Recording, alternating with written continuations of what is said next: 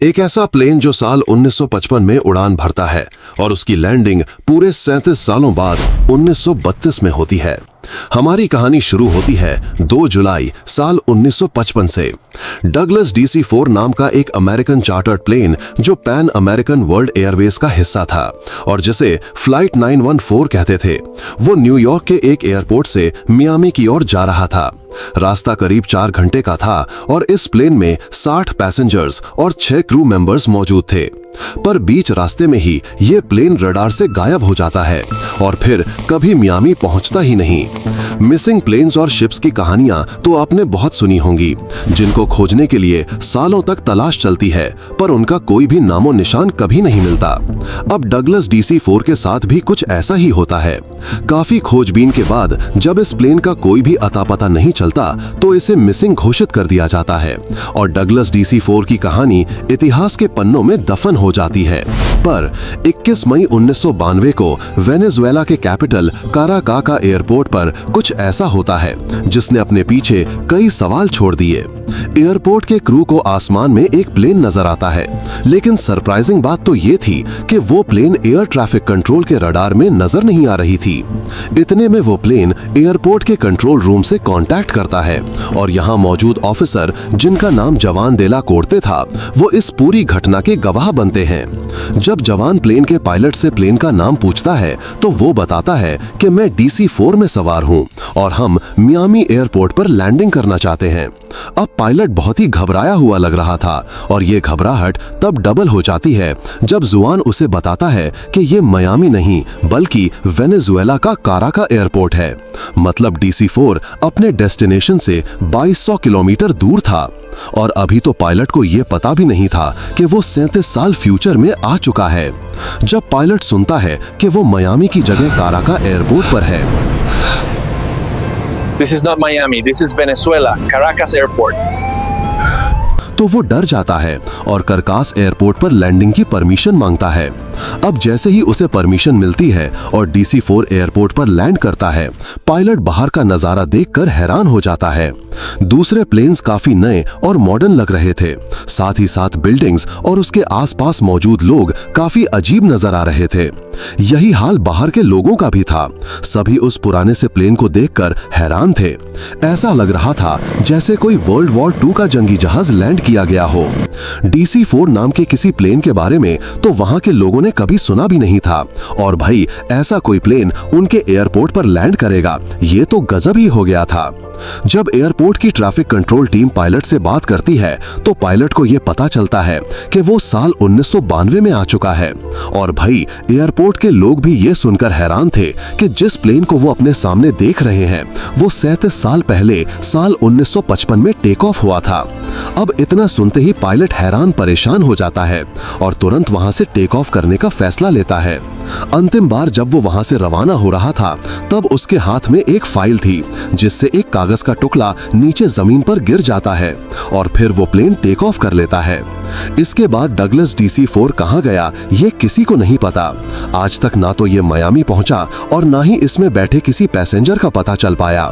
वो कागज जिसे पायलट अपने पीछे छोड़कर गया था वो असल में एक कैलेंडर था, वो भी साल 1955 का, जो ये साबित करता है कि ये घटना 100% सच थी। लेकिन अगर ऐसा है तो साल 1955 में निकला प्लेन 37 सालों तक रहा कहां था और क्या डगलस DC-4 ने टाइम ट्रैवल किया था? अब देखो, अगर इसने टाइम ट्रैवल किया था तो रियल वर्ल्ड में ऐसा सिर्फ 2 ही तरीकों से पॉसिबल है। पहला तब जब कोई ऑब्जेक्ट ब्लैक होल के बेहद करीब पहुंच जाता है और दूसरा जब वो लाइट की स्पीड को मैच कर लेता है। अब अगर एक प्लेन पृथ्वी पर उड़ रहा था तो ब्लैक होल के पास पहुंचना या पृथ्वी पर उसका सामना किसी ब्लैक होल के साथ होना बिल्कुल भी पॉसिबल नहीं है। दूसरी तरफ डगलस DC-4 जो एक 4 इंजन प्लेन था वो साल 1942 का मैन्युफैक्चर था और उसकी इतनी स्पीड पॉसिबल ही नहीं थी कि वो लाइट की स्पीड को मैच कर पाए। मतलब कि इस प्लेन का टाइम ट्रैवल करना तो बिल्कुल भी पॉसिबल नहीं था। तो फिर 1955 में टेक ऑफ करने वाला ये प्लेन 1992 में पहुंचा कैसे? ठीक वैसे ही जैसे साल 1998 में पैदा हुए रशीद खान ने साल 1992 में इमरान खान को वर्ल्ड कप की ट्रॉफी उठाते देखा। पाकिस्तान के पेस एक्सप्रेस हसन अली ने भारत के खिलाफ एक मैच में 10 विकेट्स उड़ाए और हमारी ऑपोजिशन के एक लीडर प्राइम मिनिस्टर बन गए। समझ रहे हो आप, समझ रहे हो ना?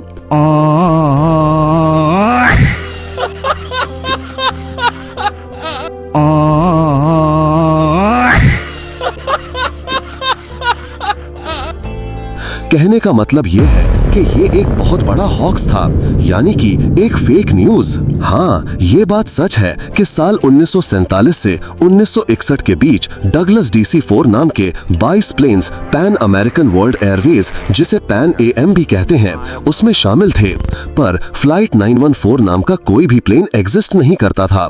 2 जुलाई 1955 को ना ही कोई ऐसी फ्लाइट न्यूयॉर्क से मियामी की ओर गई थी।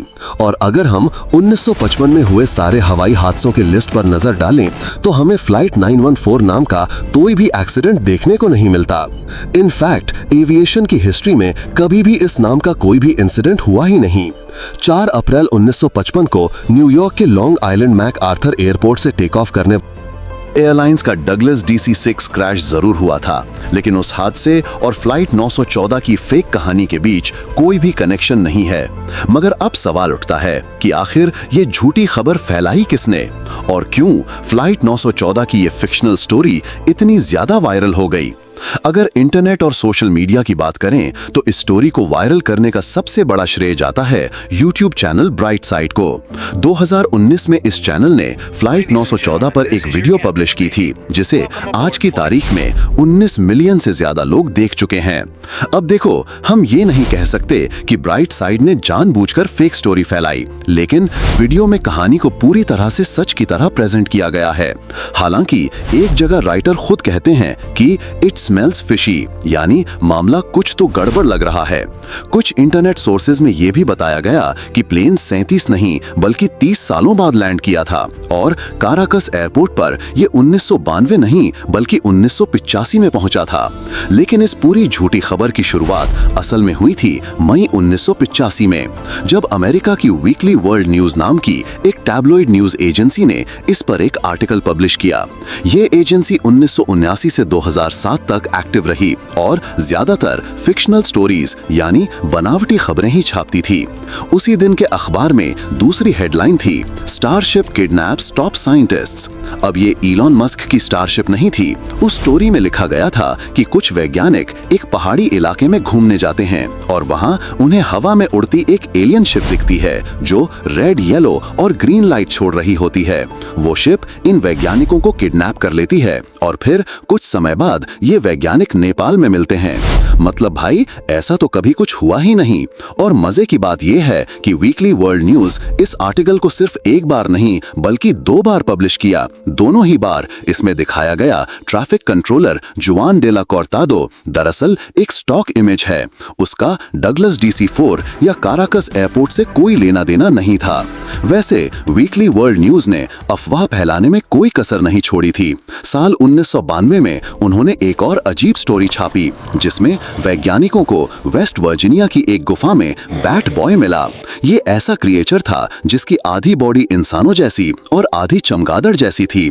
कुछ रिपोर्ट्स में तो ये भी लिखा गया कि अमेरिका की फेमस पॉलिटिशियन हिलरी क्लिंटन ने उसे गोद ले लिया है।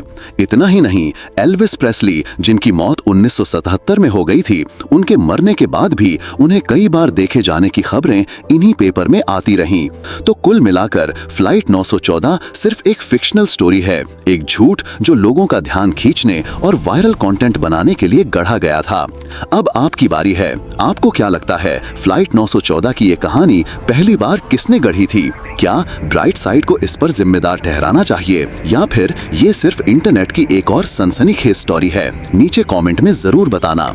अगर आपको ये वीडियो पसंद आया तो इसे लाइक करें, अपने दोस्तों के साथ शेयर करें और अगर आप ऐसी और फेक स्टोरीज को एक्सपोज होते देखना चाहते हैं तो कमेंट करके बताना। अगर कमेंट्स आए तो इस सीरीज को और भी आगे बढ़ाया जाएगा। और हाँ, अगर आप चैनल पर नए हो तो सब्सक्राइब जरूर कर देना और नोटिफिकेशन बेल ऑन करना मत भूलना।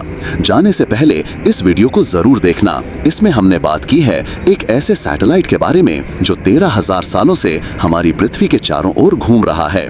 इसे भेजा किसने था और क्यों, जानने के लिए यहाँ क्लिक करो, मजा आ जाएगा।